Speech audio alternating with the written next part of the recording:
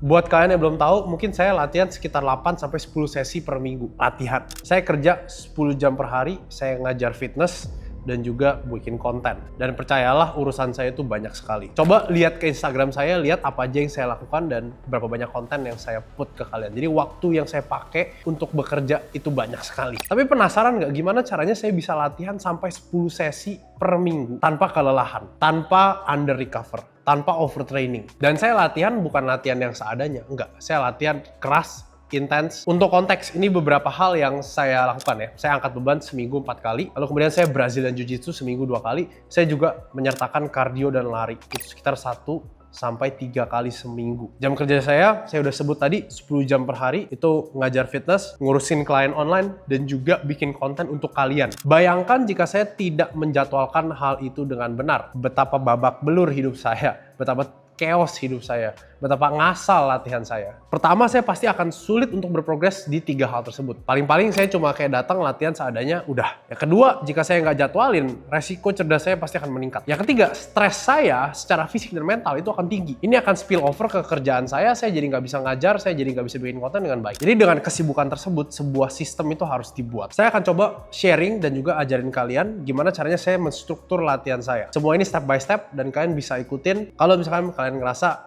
kalian juga sibuk, tapi kalian masih mau latihannya itu banyak. Pertama, kita akan membahas cara menstruktur latihannya dari latihan yang keras dulu. Hal paling penting yang sering sekali orang lewatkan dalam menstruktur latihan mingguan mereka, itu adalah mereka tidak mikirin efek kelelahan dari suatu sesi. Jadi dalam suatu latihan pasti ada sesi latihan yang lebih capek dari yang lainnya. Jadi kita harus memikirkan latihan tersebut. Contohnya untuk saya itu adalah leg day yang berat atau primary legs, sparring BJJ yang berat, dan juga long run serta interval training. Jadi sebisa mungkin kita itu memberi jarak di waktu-waktu latihan tersebut. Jadi kita bisa jarakin sekitar 1 hari antara latihan yang berat tersebut. Jadi pertama dalam 1 minggu saya masukin dulu bagian-bagian yang tersusah. Biasanya hari Rabu saya long run sekitar 10 kilo. Lalu kemudian hari Jumat saya Jiu-Jitsu yang lumayan capek. Lalu terakhir itu Minggu saya masukin primary legs atau pelatihan leg day yang paling berat. Penting sekali untuk kalian memberikan jarak antar sesi tersebut agar tubuh kita itu bisa pulih dari systemic fatigue. Jadi ketika kita lakuin leg day yang berat, kita tuh capeknya bukan cuma di otot tapi di syaraf. Jadi itulah mengapa besokannya ketika kalian latihan kalian ngerasa wah capek banget ya satu badan ya. Jadi jika kita mengabaikan hal ini maka performa kita akan turun jauh. Jadi kita tidak hanya memikirkan soal otot tapi juga memikirkan soal global fatigue secara keseluruhan. Step kedua, baru kita pikirkan latihan yang lebih mudah. Kenapa atlet yang pintar itu bisa latihan setiap hari tanpa kalian lihat mereka kecapean? Karena mereka punya latihan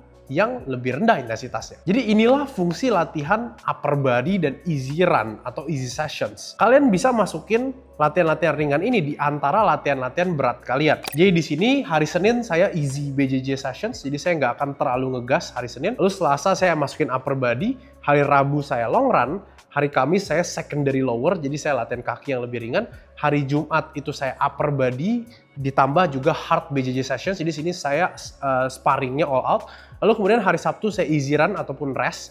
Lalu yang terakhir Minggu itu baru saya main kaki yang paling berat. Jadi kalau kalian lihat hari ke hari itu saya memberikan jeda recovery antara yang berat. Dan di antara yang berat saya masukin latihan-latihan yang lebih ringan. Jadi ini kenapa kalau ada coach yang bilang kalian jangan overshoot atau jangan latihan berat di hari ini. Diikutin. Karena jika kalian mengacaukan ritme latihan mingguan kalian, ada potensi kalian under recover. Harusnya kalian latihannya keras malah jadi kecapean karena latihannya sebelumnya. Saya latihan nggak lebih dari 90 menit. Nggak pernah sekarang. Latihan yang efektif dan efisien itu sebaiknya tidak berlangsung terlalu lama. Apalagi dalam konteks angkat beban ya. Berbeda jika kita long run yang memang memakan waktu yang lebih lama. Berapa sih durasi latihan yang efektif dan efisien untuk angkat beban? Sebenarnya ini bervariasi antar orang. Tapi saya limit latihan saya tidak lebih dari 90 menit. Saya yakin kok banyak orang yang akan komentar, oh saya latihan 2 jam nggak apa-apa kok. Udah yang penting mah latihan yang kamu enjoy aja. Benar, tapi sayangnya saya punya pekerjaan yang sibuk juga. Saya nggak bisa luangin semua waktu saya hanya untuk latihan. Kecuali memang kalian nggak ada kerjaan ataupun kalian atlet. Dari sebuah pengalaman saya dan klien-klien saya, latihan 1 jam itu bahkan sebenarnya udah cukup. Memang betul semakin berat angkatan kalian maka kalian akan rest lebih panjang. Namun jika kalian berlatih terlalu lama dan terlalu banyak jumlah latihannya, biasanya set-set akhir ataupun gerakan-gerakan terakhir ini akan kurang optimal. Jadi kenapa nggak kita manfaatin aja waktu yang lebih pendek, tapi kita masukin set yang stimulatif atau kita latihan dengan lebih intens. Namanya hidup, kadang kita ada di atas, kadang kita ada di bawah, sama seperti latihan. Ada hari yang wangi, ada hari yang bau. Kita harus pandai untuk melihat tanda-tanda dari tubuh kita. Apakah tubuh kita fit atau enggak. Jadi salah satu teknik yang paling berguna dalam dunia angkat beban atau bahkan dari cabang olahraga manapun adalah auto regulation. Jadi auto regulation berarti kita melihat kondisi tubuh kita, apakah kita lagi oke atau enggak. Ini bisa dicapai dengan satu teknik. Saya akan sharing teknik yang paling efektif yang kalian bisa langsung pakai sekarang juga, yaitu adalah warm up sets. Jika kalian merasa warm up sets ataupun set pemanasan kalian itu lebih berat dari biasanya, maka kemungkinan hari itu kalian nggak fit. Apalagi jika dalam kondisi kalian kurang istirahat dan tidur. Jangan digeber pada hari itu. Sebaliknya, jika kalian ngerasa warm up setsnya lebih mudah, mungkin itu adalah pertanda baik dari tubuh kalian. Oke, hari ini saya siap digempur nih. Kalau kalian ngerasa kalian nggak fit, diturunkan berapa persen? Mungkin 5-10% dari yang seharusnya. Ingat bahwa kalian selalu bisa untuk naikin kok di set berikutnya. Tapi kalau kalian udah kecapean di satu set, kemungkinan set selanjutnya pasti akan hancur. Sebenarnya ini adalah seni ya, jadi nggak ada aturan khusus dalam melakukan hal ini. Kita tinggal menggunakan logika dan juga awareness aja. Jadi yang perlu diperhatikan adalah progresi per bulannya. Jadi rata-rata dalam sebulan apakah kalian angkat lebih berat dari yang bulan sebelumnya atau enggak. Jadi rata-rata ini juga hanya bisa kalian dapatkan jika kalian mencatat. Jadi biasakan untuk mencatat latihan kalian. Prioritaskanlah gerakan compound utama. Ada alasannya kenapa saya sangat cinta dengan gerakan compound, apalagi free weights. Squat, bench, deadlift, dips, pull-ups, overhead press. Ini semua karena mereka memberikan stimulus yang sangat optimal untuk tubuh kalian. Bukan cuma pada otot tertentu, tapi secara global tubuh kalian. Apakah berarti gerakan mesin itu nggak berguna? Salah. Gerakan mesin ataupun aksesori itu sangat berguna untuk weak points kalian dan juga untuk menguatkan kalian di gerakan compound utamanya tadi. Namun kita harus meletakkan gerakan compound atau gerakan yang penting itu di awal latihan, bukan kebalik. Aksesorinya dulu baru compound ya. Karena saya memprioritaskan compound movement, maka saya akan taruh 2-3 movement di awal latihan saya. Dengan sisa waktu yang ada, saya baru selesaiin aksesori work saya. Jadi struktur ini penting. Kalau kalian kebalik, maka gerakan pertama itu akan lebih fresh, gerakan setelahnya biasanya akan lebih kurang bagus. Ini membuat latihan saya jauh lebih efektif, lebih efisien, lebih terstruktur.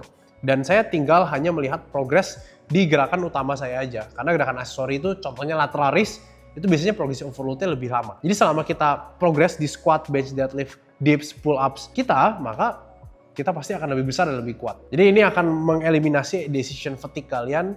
Oh, saya udah progres atau belum ya? Gampang, kalian tinggal lihat aja gerakan utamanya udah progres atau belum. Jadi prinsip latihan tadi itu sangat-sangat berguna untuk saya dan itu adalah rahasia kenapa saya bisa untuk berlatih angkat beban ditambah dengan latihan-latihan yang lain dan saya bisa progres di semuanya. Bukan cuma satu doang. Jadi itu tips dari saya dan juga sedikit sharing. Saya harap ini bisa berguna untuk kalian. Dan kalau misalkan kalian ngerasa ini berguna, coba komen di bawah dan share ke teman kalian yang memang membutuhkan. Sampai jumpa di video yang selanjutnya.